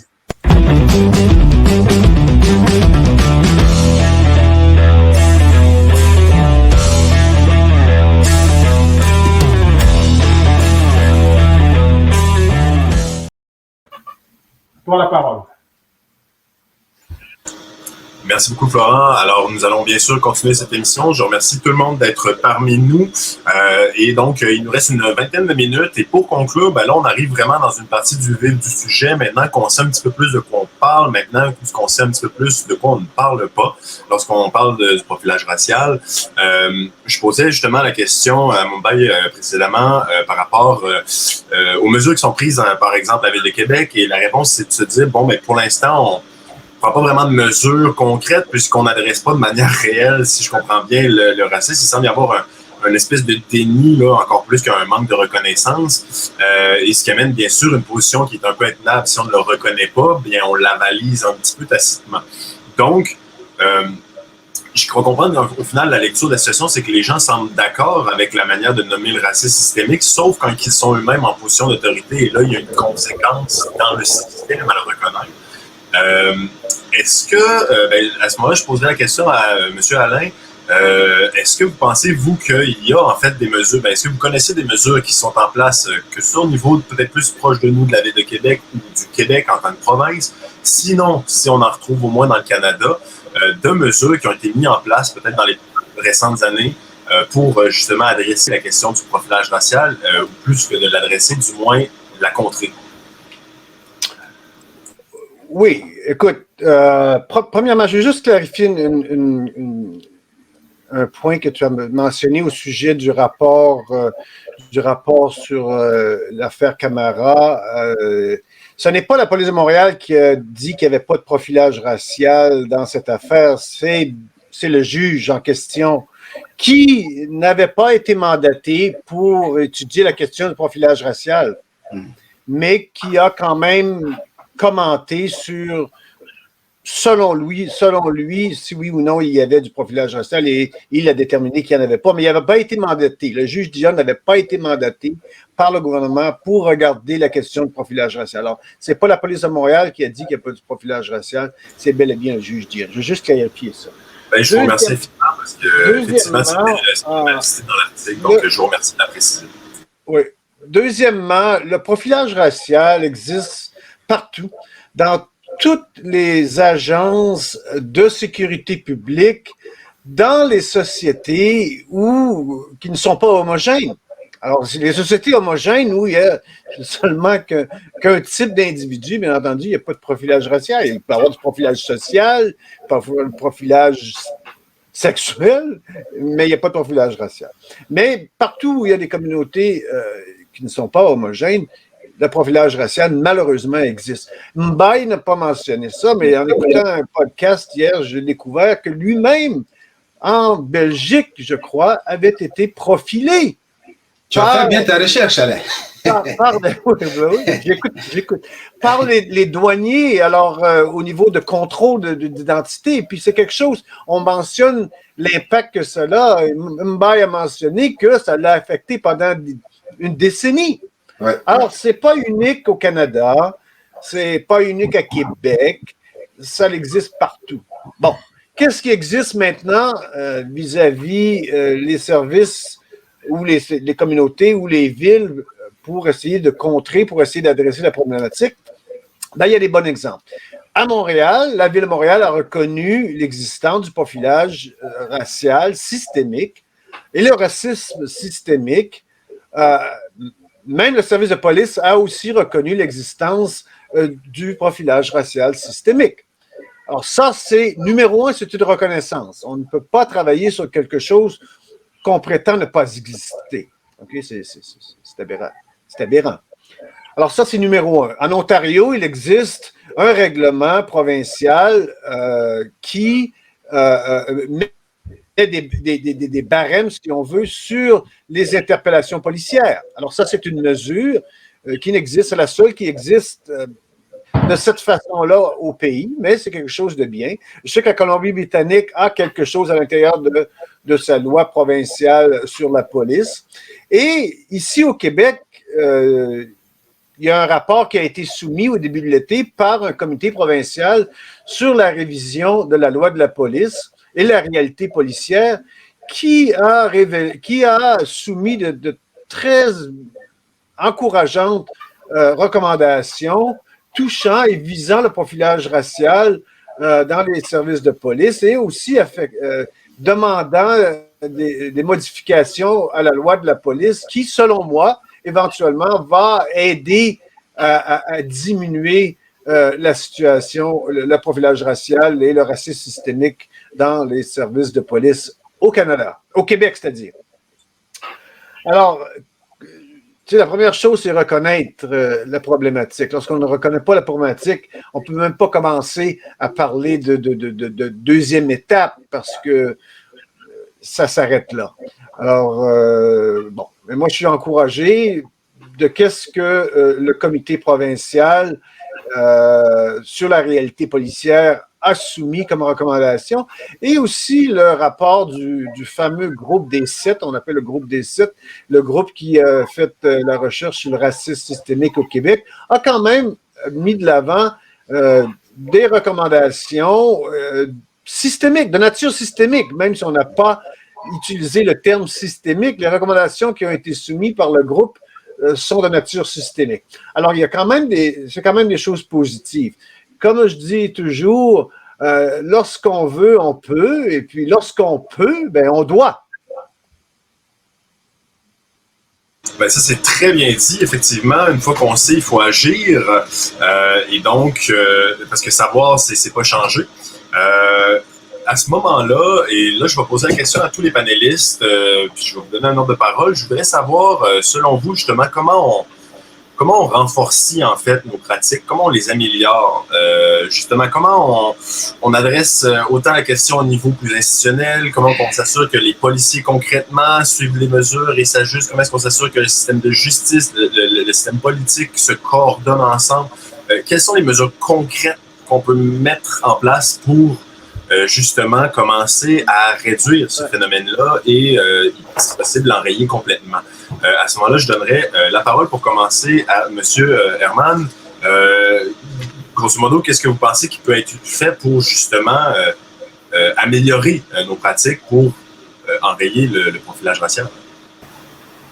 Ok, bon, merci pour la question.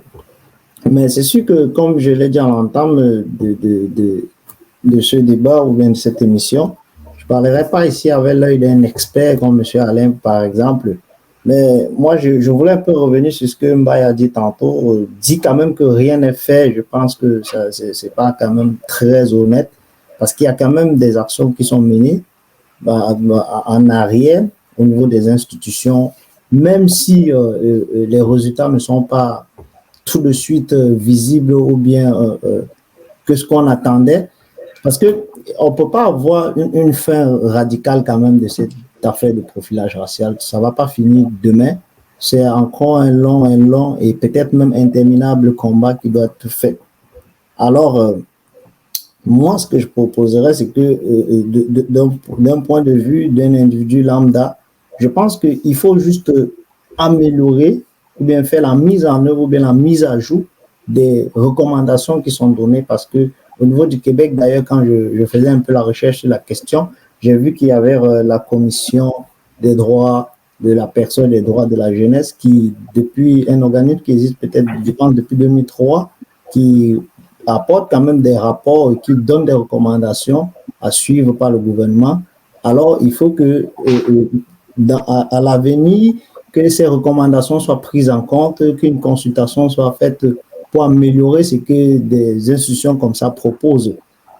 Il faut aussi, moi je pense que mettre sur pied des activités pour sensibiliser autant même la police, qui est ici le cas dont nous discutons beaucoup plus aujourd'hui, et aussi la population, parce qu'il faudrait aussi que les gens soient éduqués, sensibilisés sur ce qu'ils doivent savoir, ce qu'il faut faire et ce qu'il ne faut pas faire. Parce que parfois aussi, on parle de profilage racial, on a tendance toujours à tendre l'arme d'un seul côté, des coupables, et on oublie aussi que, oui, nous qui estimons être des victimes tout le temps, on a aussi notre part de responsabilité. Ben, je dirais aussi qu'il faut rester à l'écoute. C'est sûr qu'il y a plein d'organismes communautaires ou bien organismes à but non lucratif qui voudraient aussi apporter leur contribution. Alors, il faut les consulter tous, il faut les mettre sur une même table, il faut discuter, il faut ressortir les idées et puis les interventions qui viennent prendre, et puis à la fin, on pourra choisir ce qui est bon, ce qui est mauvais. On peut le retenir dans un souci d'éducation de la population ou bien d'éducation des institutions qui sont en charge de ces questions-là.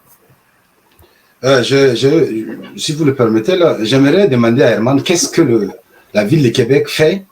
Parce que tu disais qu'il y a des choses qui sont faites quand même contre le profilage racial. J'aimerais que tu me dises, ou tu dises à nos auditeurs, qu'est-ce que le service de police ou la ville de Québec fait pour lutter contre le profilage racial? Ça, c'est un. De deux, je me questionne sur le fait, quand tu dis que nous, racisés, nous avons aussi notre part de responsabilité dans le profilage racial. À quoi tu penses? Je vous laisse une réponse rapide et peut-être 2 minutes, et ensuite je vais céder la parole là, à une question d'une auditrice. Donc je laisse adresser un petit peu la question de partie. Ok, ben oui, comme je disais, nous, on a notre part de responsabilité. Pourquoi? Parce que à l'entame, comme je le disais, on parle d'une question de race. Moi, je me suis appuyé beaucoup plus sur la couleur de la peau. Alors, on a parfois un schéma de non-compréhension, parce que à l'entame de cette émission, je suis venu avec un exemple d'un frère, si je vais dire, qui avait été interpellé à bord de sa Tesla. Mais peut-être parce que je voulais ressortir cet effet, je ne vous ai pas aussi présenté là où lui aussi il avait sa part de responsabilité.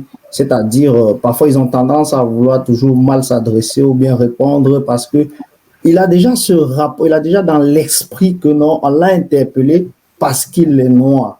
Alors, ça fait que parfois, même peut-être pour des questions simples, ou bien qu'on lui demande tout simplement des pièces que normalement il devrait présenter, tout de suite, il n'a pas l'impression, il n'a pas tendance à vouloir le faire, il a comme un sentiment il est un peu récidiviste, et puis c'est ça qui peut pousser le bouchon un peu loin, ça augmente les tensions, et puis on finit avec des rapports qui ne sont pas toujours appréciés ou bien. Je dois marquer mon total désaccord par rapport à ça, parce que on a vu parfois des vidéos de blancs arrêtés par la police qui tapent les policiers, n'est-ce pas? Les policiers ne leur tirent jamais dessus. Les 2 poids 2 mesures. Donc, moi, je trouve que cet argument ne tient pas la route. L'argument selon lequel, si le policier nous arrête, on doit être gentil, doux, comme un mouton, qui ne tire pas dessus. Pas du tout. Je ne suis pas d'accord avec ça. C'est-à-dire que, non, je peux finir. C'est-à-dire, le blanc, d'abord, à la base, le policier blanc interpelle rarement une personne blanche. À la base déjà. OK? Nous, on nous interpelle. Mais nous, là, tu dis, nous devrons avoir le fardeau d'être polis devant devant le policier blanc pour qu'il ne nous tire pas dessus. À la base, le policier ne devrait même pas... Parce que le cas de profilage racial, c'est ça. On te profile sur des faux prétextes. Sur des faux prétextes. Non pas parce que j'ai violé un feu et qu'on m'arrête. Donc, non. C'est sur des faux prétextes à la base. C'est ça le profilage racial. Donc, moi, je suis tout à fait en total désaccord sur le fait que c'est de notre part, c'est de notre responsabilité si on est profilé. Ça, c'est un. De deux, tu n'as pas répondu à la question de la ville de Québec, mais je le répète, la ville de Québec fait 0 action. À la base, comme dit Alain, si tu ne reconnais pas un phénomène, tu ne peux pas le combattre. Le maire de la ville de Québec, le service de police de la ville de Québec ne reconnaissent pas le profilage racial. Nous avons fait la fresque sur rue et la murale, n'est-ce pas? On a sorti un communiqué de presse, pas plus tard qu'un mois, dénonçant le profilage racial. Les médias ont posé la question au service de police de Québec. Ils disent qu'il n'y a pas de profilage racial dans leur sein. Alors, si tu ne reconnais pas le fait, qu'est-ce que tu vas combattre? Il y a une action, peut-être que je peux te concéder une action que la police de Québec fait, que je veux d'ailleurs évoquer pour critiquer. C'est aller jouer au basket avec les jeunes noirs sur le terrain. Ça, c'est du foutage de gueule, ça. Ils vont jouer au basket sur le terrain avec les jeunes noirs racisés pour créer des communications. Ça, ils font de la com. Ils redorent leur blason, n'est-ce pas? Combien de policiers jouent au basket? Combien de policiers doivent-ils jouer au basket avec combien de jeunes racisés pour qu'ils ne soient pas profilés? Et d'ailleurs, ça n'a aucun impact sur ce genre d'action-là. Donc, ce n'est pas tous les jeunes noirs qui vont jouer au basket avec les policiers, ce n'est pas tous les policiers qui sont les basketteurs. Donc, c'est ce genre d'action qui vise on va dans les communautés, on va communiquer, il y a un responsable de sensibilisation. Tu as évoqué la sensibilisation, ça ne marche pas. Il y a 3 types de mesures dans la recherche. On dit, il y a cette action qu'on fait à Québec, là, jouer au basket, sensibiliser la communauté, ça n'a zéro effet sur le profilage racial. Deuxième action qu'on fait parfois, c'est recruter les policiers noirs. Ben, c'est important, mais ça résout la question, ça répond à la question de la sous-représentation, pas la question du profilage racial. comme le dit Alain, il y a des policiers noirs qui peuvent finir par profiler aussi parce qu'ils ont été formés à profiler les personnes racisées. Donc oui, c'est très important et la ville de Québec veut le faire. La ville de Québec veut recruter des policiers racisés. C'est très important. Moi, j'applaudis.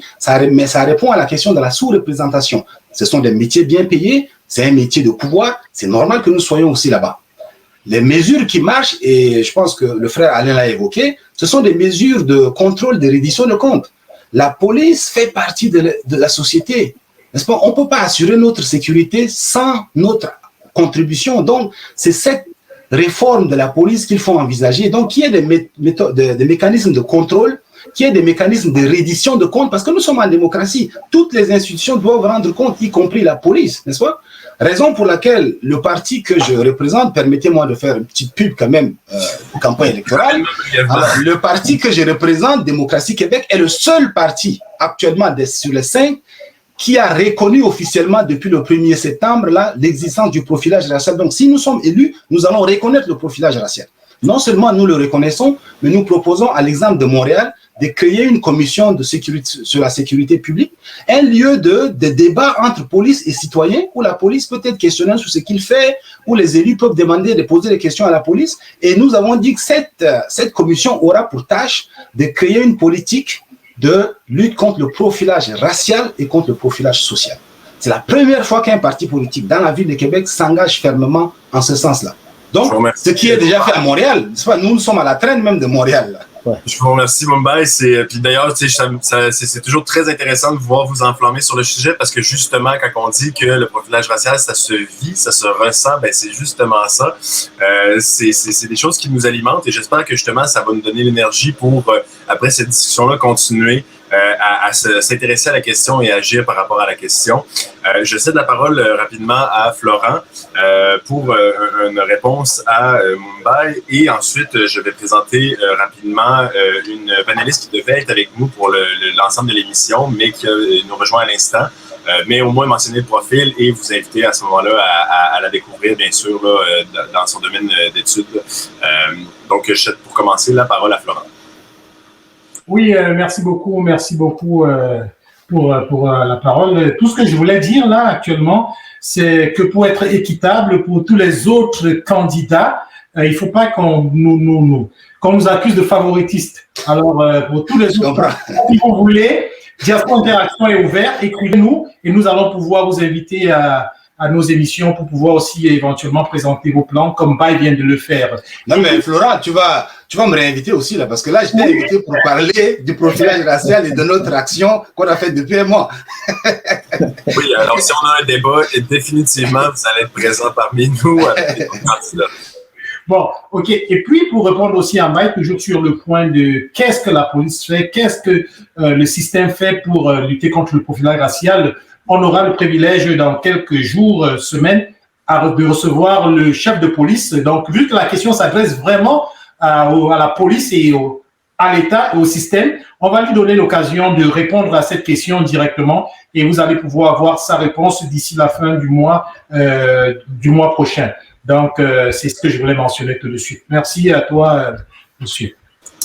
Oui, alors, oui, on continue rapidement pour clore cette discussion. J'en profite pour bien sûr présenter Laetitia Oussou. J'espère que je vais prononcer correctement. Analyste d'affaires. Donc, je te laisse te présenter brièvement là, en 1-2 minutes. Moi, c'est Laetitia. Je suis désolée d'être venue en retard, mais quand même, je vous ai écouté dans le bus. Fait que moi, je suis analyste d'affaires. Je travaille à mon propre compte, puis je trouvais les discussions très intéressantes. Fait que merci. Ben oui, vous n'allez pas vous échapper comme ça, Madame Laetitia. Donnez-nous votre avis sur le sujet. Et éventuellement, est-ce que vous aurez une suggestion, des petites recommandations par rapport à ce sujet et comment en venir à bout ou alors aller vers dans ce sens-là? Très rapidement, parce que dans 5 minutes, on aura terminé. OK. Moi, personnellement, j'ai l'impression d'avoir déjà vécu du profilage racial, que ce soit dans le domaine du travail où j'ai envoyé mon CV, puis j'ai fait des tests. J'ai envoyé 2 CV, un avec mon nom africain, l'autre avec un nom à consonance québécoise, et je me suis fait rappeler avec celui à consonance québécoise. Et j'ai peut-être vécu aussi du profilage racial. Pourquoi je dis peut-être par la police? Pourquoi je dis peut-être? Parce que j'aimerais pas trop m'avancer puis de dire que c'était ça. Mais ce que je sais, c'est qu'un jour, j'étais en train de marcher en jean et en t-shirt au bord, c'était encore vers rue La Jeunesse, dans le coin de Montréal. Et il y a la police qui s'est arrêtée en plein été pour me demander si j'étais une prostituée. Fait que, et moi, j'ai l'impression que la raison pour laquelle nos gouvernements ont du mal à reconnaître que ça existe, c'est une question de privilège. La vérité, c'est que dans la vie, quand on comprend qu'on a des privilèges, on se sent automatiquement coupable. Et cette culpabilité, soit on passe notre temps à se sentir coupable puis à se taper dessus, soit on décide de faire quelque chose pour améliorer les choses. Je donne un exemple. Moi, j'ai de la chance. Mon père a des moyens qui m'ont permis de venir étudier au Québec, à payer des scolarités de 8 000 $ par session. Et je sais que dans mon pays, il y a des gens qui n'ont pas eu ce privilège. Et quand je regarde ça, je me dis, ça pourrait être moi. Je me sens à quelque part coupable. Et j'ai envie de m'accrocher à ça en me disant, il faut que je garde ce privilège-là. Il faut pas que je fasse... J'ai quasiment envie de dire que j'ai mérité ça, même si je sais que je l'ai pas mérité. Et qu'est-ce que moi je fais pour changer les choses? C'est que moi, je veux travailler, je veux construire des choses pour donner de la chance à d'autres personnes de pouvoir avoir cette affaire. Alors, je comprends pourquoi les gouvernements ont du mal à dire que il y a un problème systémique. Pourquoi ils ont du mal à dire qu'il y a un profilage racial?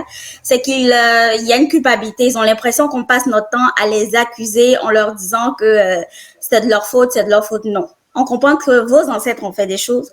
On comprend que les temps ont changé, mais on vous demande d'utiliser votre privilège pour faire changer les choses. Parce que malheureusement, on a l'impression que nous autres, en tant que personnes racisées, lorsque nous parlons, nous ne sommes jamais écoutés. Par contre, quand une personne blanche parle, elle a tendance à être plus écoutée par les gens de son milieu. Moi, il y a des blancs qui m'ont dit que moi, les gens de ma race passent leur temps à se victimiser. Alors, tout ce qu'on vous demande là, on vous demande pas de passer votre temps à vous sentir coupable. C'est normal, la culpabilité qui vient avec. On vous demande de casser des systèmes de 400 ans en quelques années. C'est pas évident, ça fait mal, c'est de la culpabilité. Mais ceci étant, tout ce qu'on veut, c'est que vous utilisez vos voix, que vous changez les choses pour que les générations futures que les générations futures ne vivent pas cela. Je sais aussi que plusieurs personnes vont se dire que ce qu'ils nous ont fait, les personnes racisées vont le faire aussi. Mais non, nous, c'est pas notre but. Nous, ce qu'on veut, c'est un monde tout à fait équitable. Alors, c'est juste ça que j'avais à dire sur le sujet. Je vous remercie. C'est une magnifique synthèse là, de la situation et de la lecture de la situation qu'on a eue tout au cours de la discussion. Et effectivement, je pense que c'est important de se rendre compte que souvent, on va considérer que les gens qui sont victimes de discrimination se portent souvent en tant que victimes et ils sont effectivement, de fait, souvent victimes de ces actes-là. Donc, de commencer à taper sur le messager est une drôle de manière de réagir effectivement à la manière d'ajuster et aborder le problème. C'est ce qui conclut rapidement notre émission.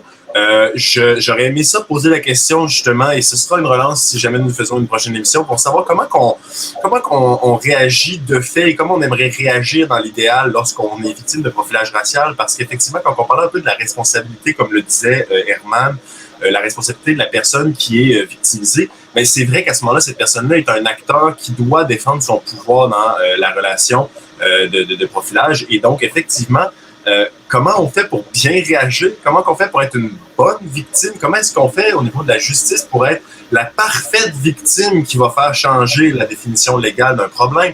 Et donc ça, bien, on manque de temps pour évidemment l'adresser, mais j'espère vous relancer la question comme ça pour que, en discutant à brûle pour point et au niveau des auditeurs et auditrices, vous puissiez vous poser la question. C'est une question très importante que tu poses, là. Tu laisses ça comme, je pense que c'est, je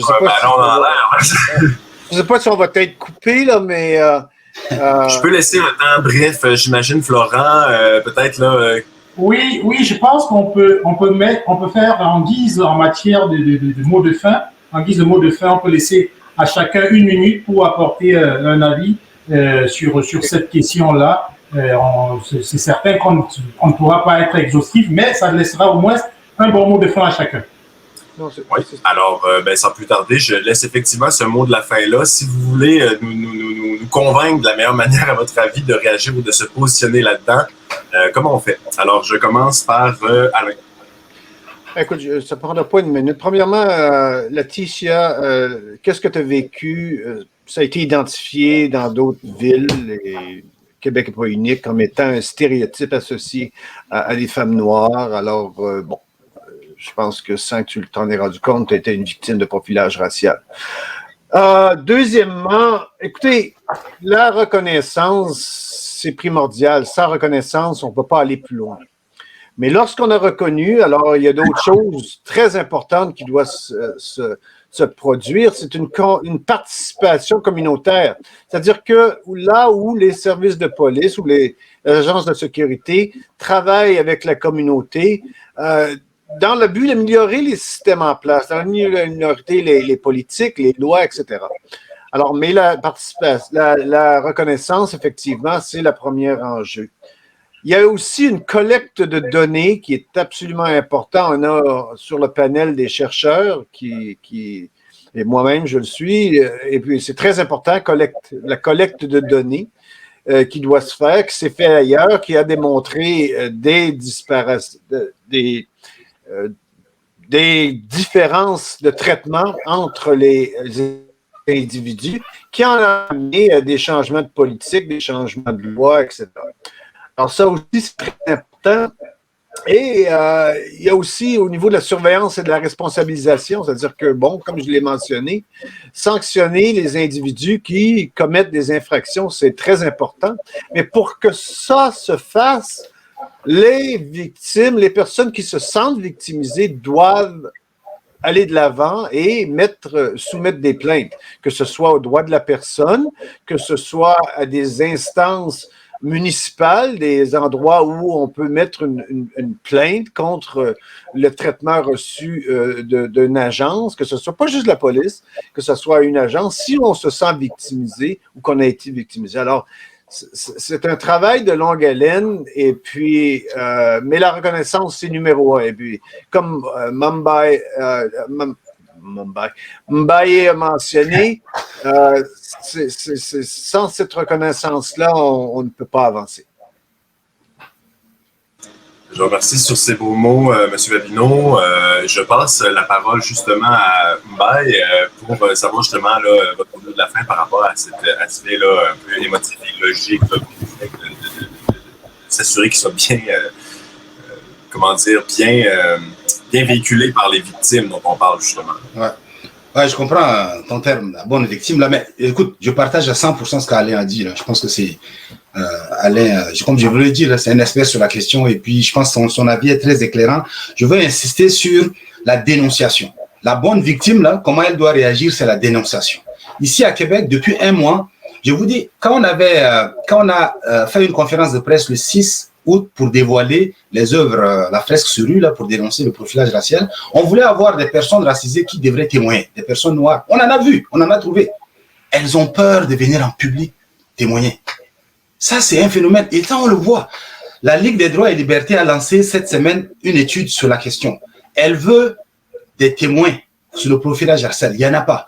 Une journaliste m'a contacté pour écrire sur le profilage racial. Elle me dit, Mbaye, je ne peux pas écrire comme ça. Je veux des visages sur le phénomène. Il dit, les gens veulent des images. Je n'en trouve pas. Enfin, j'en trouve, mais qu'ils ne veulent pas aller en public. Donc, la bonne victime, pour moi, qui veut faire changer les choses, prenez le courage d'aller en public. Quand vous êtes seul, je comprends que vous ayez peur, mais soyons ensemble, n'est-ce pas? Sortez, nous serons ensemble pour dénoncer. Si vous ne dénoncez pas, ça ne changera pas. Moi, j'ai rencontré plein de personnes noires de Québec, mais qui ne veulent pas sortir en public pour dénoncer ce phénomène. Donc, vous ne dénoncez pas des policiers, des individus. Non, vous dénoncez une culture organisationnelle qui doit changer. C'est ça la question. Raison pour laquelle, d'ailleurs, moi, je n'aime pas dire raciste. Je préfère parler des pratiques racistes. Parce qu'il y a une conception très morale du racisme en Occident qui s'y veut que le racisme, c'est le méchant, c'est le mauvais. Non, le racisme, comme dit Charles Wade Mills, c'est un philosophe, le racisme, c'est un système de répartition inégale de pouvoir. C'est pas que le blanc est mauvais, le noir est bon, non. Une question de répartition inégale de pouvoir entre des gens qu'on considère supérieurs et une communauté qu'on considère inférieure. Donc, moi, j'ai dit, dénoncer, sortez pour dénoncer. La collecte des données est très importante, y compris pour les policiers. Parce qu'en collectant les données, on peut aussi, je veux dire, déculpabiliser les policiers, n'est-ce pas? Peut-être le policier a agi bien, le policier a interpellé un noir sous de bons motifs aussi. Donc, ça peut aussi laver les policiers de tout soupçon. Donc, je pense que la collecte, comme dit Alain, très intéressant. Et puis, merci beaucoup pour ce beau panel. Merci pour l'initiative Diaspora Interaction. Mbaye, à ce moment-là, avant-dernière intervention de la part de M. Herman Kalla, qu'est-ce que vous pensez justement là, de comment on devrait également réagir face au profilage? C'est quoi la meilleure manière d'essayer de se conduire quand ça se produit ou après au moins? Ben, j'aime pas répondre à cette question, mais il faut le faire. Tu sais, je dis, il y a des familles noires qui apprennent aux enfants comment réagir parce qu'après tout, c'est une question de vie ou de mort, n'est-ce pas? Donc, il y a des familles qui apprennent comment réagir. Ben, écoutez, moi, je me dis, ce que je dis aux gens, ayez toujours une caméra, un téléphone là. Dès que la police vous arrête, déclenchez la caméra. C'est enregistrer l'image et le son. C'est ça. Moi, je trouve que ça devait être, pour toute personne noire et racisée, ça devait être un réflexe. Dès que la police vous arrête, déclenchez la caméra et puis votre téléphone intelligent. Vous enregistrez. Après, je pense qu'à Montréal, ils ont une base de données qui permet de poster des choses comme ça. Fait, protégez-vous, respectez la police. Moi, je dis toujours, respectons les institutions. En toutes circonstances, respectez les institutions. C'est important. La police vous profile, vous respectez, mais vous enregistrez. Je suis désolé d'interrompre encore une fois. Je dois simplement. Je voudrais vraiment juste m'assurer qu'on puisse avoir la relance de la part de Herman et pas de problème. Donc, je ne sortirai pas du cadre de ce qu'ils ont dit jusqu'ici, mais moi, je pense qu'à partir du moment où on pense qu'on a été victime, il faut faire un recours. Bon, je ne parlerai pas comme un expert juridique, là, mais je dirais il faut faire un recours, il faut se faire accompagner, il faut faire appel à des avocats forcément qui sont experts dans le domaine. Parce que oui, la police a les pouvoirs, mais nous aussi, on a nos droits et on a nos obligations aussi. Donc, il faut faire appel, il faut aller vers les organismes. Moi, à Montréal, je connaissais ce qu'ils appelaient la clinique juridique de Montréal-Nord, qui est un organisme qui travaille aussi beaucoup dans ce sens-là. M. Mbaye parlait tout à l'heure d'une caméra. Je pense que cet organisme même avait mis sur pied une application qu'ils appelaient Bon Cop, Bad Cop, quelque chose comme ça, qu'on peut utiliser pour faire un enregistrement vidéo ou bien même audio au moment d'une interpellation. Ça, c'est des preuves qui peuvent être utilisées par ces organismes pour aller nous défendre devant une juridiction. Donc, je pense qu'il faut faire recours, il faut faire appel à ces organismes pour nous faire aider de façon générale. C'est sur ces sages paroles que je cède la parole à la dernière panéliste qui va pouvoir clore justement cette question. Alors, je vous mets le spotlight là, pour la fin. Donc, Mme Boussu, qu'est-ce que vous pensez là, justement de la meilleure manière de réagir face au profilage en tant que victime ou du moins en tant que citoyen si on en est témoin? Donc, comment est-ce qu'on devrait se comporter lorsqu'on est témoin de ça ou du moins par la suite? Je dis malheureusement, on doit agir de telle sorte que les gens n'aient rien à nous reprocher. Parce que vous savez, être noir, dès que tu ouvres un peu la voie, automatiquement on dit que tu es agressif. Fait que il faut se comporter qu'on n'ait rien à nous. Dès que la police nous arrête, tout ce qu'ils demandent, malheureusement, tu leur donnes, mais tu les enregistres. Et après, tu les poursuis. Et aussi, je voulais rajouter que quelqu'un a dit cette idée-là aux États-Unis que j'ai trouvé très intéressante. Les Noirs, allez prendre des assurances vie. Comme ça, si jamais la police continue de nous arrêter, puis certains d'entre nous meurent et qui sont obligés de payer les assurances vie, je vous garantis qu'une fois qu'on va toucher leur portefeuille, ils vont commencer à réfléchir avant de faire n'importe quoi. Fait que c'était juste ça ma participation. Alors, merci. On se donne ici des armes et des munitions là, pour tenter de faire changer les choses, bien sûr, en s'organisant et en passant par les courroies judiciaires pour essayer d'avoir des vrais gains au niveau de la cause. Bien sur ce, c'est ce qui conclut, chers amis, notre émission. Je tiens à remercier à toutes les personnes qui étaient présentes et qui sont venues nous écouter, de vous remercier. Vous inviter également à partager dans vos réseaux l'émission qui continue bien sûr d'être accessible en enregistrement sur le site de Diaspora Interaction.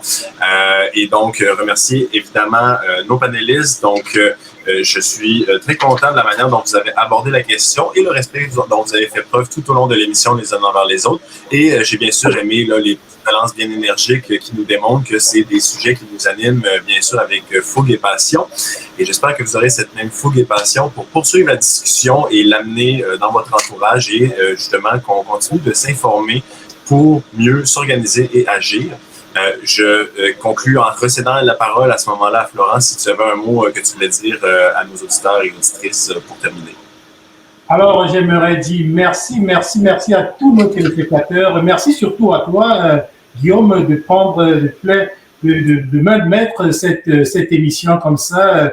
Je fais un clin d'œil à Dara qui l'anime tout le temps avec toi, qui sûrement est en train de fêter sa maman, à qui nous souhaitons aussi un joyeux anniversaire. Merci aux panélistes. Merci à Mbaye qui, comme d'habitude, apporte toujours un très bon grain. Merci à M. Babino qui, comme spécialiste, n'a pas manqué d'apporter des points très, très pertinents. Et merci bien sûr à M. Kalak. Merci à notre chère Laetitia qui, malgré le retard, est quand même venue. Elle a tenu à venir dire son mot, un mot important et intéressant.